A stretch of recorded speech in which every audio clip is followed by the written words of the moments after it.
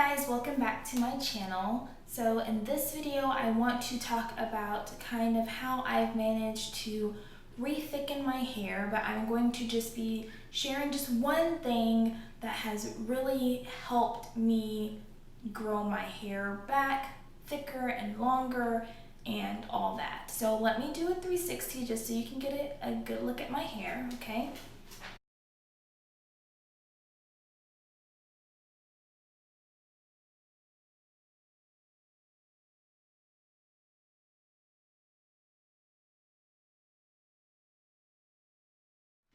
So keep in mind that my hair does have curls in it, so it's longer than it appears. So I've done quite a few different things to help in growing my hair, retaining my length, retaining the integrity and health of my hair. But my primary secret to, I guess, growing my hair back thicker is treating my hair as if it was already thick.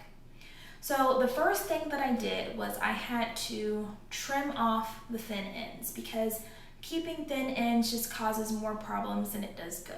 So that's why I went and just kind of blunted the ends in like March, April, whenever that was. I want to say it was March. But I just went ahead and tried to cut it to the evenmost point and get rid of all that scraggliness. The second thing I did was stuck to my guns. I know that combs, tools in my hair just do not work. So I stopped trying to do what I saw other people do. A lot of people, even with type 4 kinky hair, use different tools to detangle their hair, whether it's the Felicia Leatherwood brush or the Tangle Teasers or the Denmans or whatever. And though I've never purchased like any of those, the Denmans, the Tangle Teasers, whatever, I would try to use like white tooth combs or something like that to detangle my hair, and it just doesn't work. It just doesn't. When my hair is straight or when it's in its kinky state, combs, tools just do not work. Okay, they just don't. So I gave up the idea of using tools to detangle my hair and just stuck to finger detangling only. I was washing my hair in twist previously, but I realized that even in the twist, my roots would still get really tangled. And sometimes that was what was causing most of the issues, is because I would go through all the trouble of detangling my hair. Everything would be going fine until I shampooed my hair, and then it made the roots kind of tangle up a little bit. And then now I have to make sure I have a deep conditioner that has enough slip to get those tangles back out the roots. And so I started braiding the roots and twisting the ends before I shampoo my hair, because it just makes for a quicker, more simple wash day. I don't have to worry about tangled roots and things like that. The other thing that I did was I created 2 oils for myself that I've been using religiously since April. I started using them before April, I want to say like at the beginning of March, but it wasn't until I got back from my vacation that I was like using it religiously. And I'm going to go into more detail about my oils because my launch is soon, but it's still a couple months out because we're still getting things in order and things like that.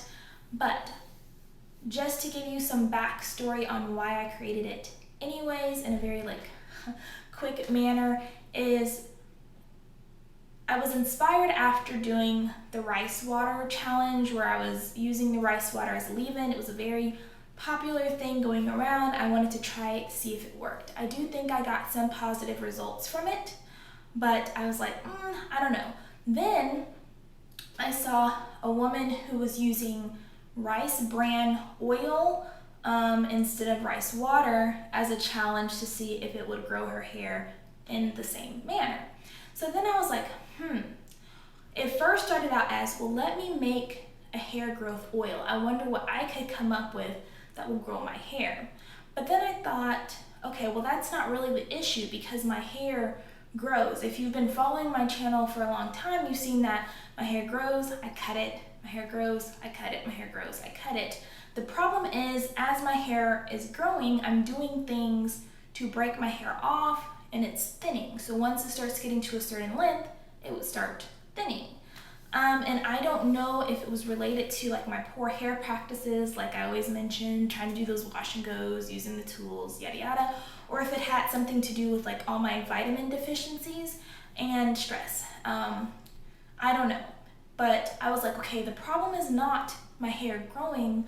The problem is my hair maintaining its health as it's growing. So that's why I decided to make 2 different oils. One targeting the scalp, because I needed to provide my hair with the nutrients directly to the hair follicles, because I don't know what my body is giving to my hair, because like I said, I do have a lot of vitamin deficiencies. So I wanted something that would target the hair follicles at the root and keep my scalp healthy so that my hair had a healthy environment to grow from. And when I made the formula, I wanted to make sure that it was balanced, because unfortunately a lot of the hair growth oils, or even with the rice water, is you have to be kind of careful about how often you use it, how you use it, like all these different things, because they're super potent, you know. And there's a lot of people who you can see on YouTube claim that they've ruined their hair from using rice water. Their hair didn't respond well to it. There's other people who have used different super potent hair growth oils. One that comes to mind is the kaleidoscope one. Even though people claim that it's that there's a fake version out there, when you look at the ingredients, it's kind of questionable. But it's a super potent oil, and you just got to be careful with stuff like that. So I wanted to make sure that the formula was well balanced, so that I could use it as much as I wanted to without any repercussions. I didn't have to worry about, oh my gosh, is my hair gonna fall out if I use it too much? Is it too strong? I didn't want to have to worry about anything like that. And then I wanted to create an oil that would help in keeping my hair strong and retaining that length. Because the reality is, with natural hair, there's a lot of trial and error. And because I do like to heat style my hair, there's even more trial and errors that come with it. So I wanted to make sure that despite those trial and errors and me experimenting with different products to see what works, that my hair is still able to have a strong foundation. So that's why I created 2 hair oils. One for the scalp, one for the hair. And I have to say, I feel like I've had really good results from doing that. Like I said, I'll go in more depth in another video about my oils, but I'm just kind of running through what I feel like has contributed to my hair health and growth and getting my thickness back, which I'm so excited about. Another thing is, if you've been following my channel for a while, you guys know that I would dust like crazy. I mean, like I was always looking at my hair, cutting out the damage. And that was a habit that I established after I had went to that hairstylist, and she completely ruined my hair and had so many split ends. So I was constantly trying to cut out the damage. Well, those practices kind of carried over, and I was still cutting. So I think that kind of started thinning out my hair too. So now I don't do that. I still do trim dust pretty regular, but I don't search and destroy all the time like I was doing before. Like if I notice something, I'll cut it, but I don't go like inspecting like I was doing before. I do still dust trim about once a month, if not every other month. I do it more so often when I blow dry my hair, which is usually once a month. And then I flat iron my hair kind of just as I feel like it. So yeah. But I just stopped searching and destroying so much because I do feel like that was starting to thin out my hair. I have been protective styling a lot, but that's nothing new in my journey. I feel like my hair spends most of its time covered up, but I did have a bad habit of kind of like neglecting it, like not thinking about it, not moisturizing it, not doing anything. And so I've been doing a much better job of making sure I moisturize my hair every single day when it's in the protective style. And I also only keep my protective style in for 2 weeks, sometimes 3 weeks, but lately it's been pretty consistently 2 weeks. Before, if you know, I was keeping my protective styles in for 4 weeks, so I was only washing and deep conditioning my hair every month. And I think the more frequent deep conditionings has really helped my hair as well. I have been doing more hot oil treatments. I have experimented with just one do-it-yourself mask, and that was the hibiscus and amla mask. But I do plan to try other hair masks in the future. And then the last final thing, and I'm going to talk about this more in another video as well, as I have been using the hair journal that I created to keep track of all the things that I do to my hair. That way, if I notice that something's not working or a product didn't respond well to my hair, I have record of that and I don't have to keep making the same mistakes over and over and over.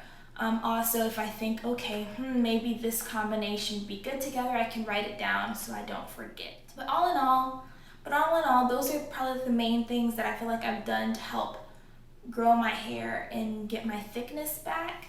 Now, I will say that the journey is far from over, because now the goal is to keep it going and to get past this length, because my hair has been this length before. This is not like a new length for me. My layering is a little bit different from when my hair was here, but now I want to get past this point. Yeah guys, so that's all I really have for this video. If you guys have any questions or comments, let me know down below, and until next time.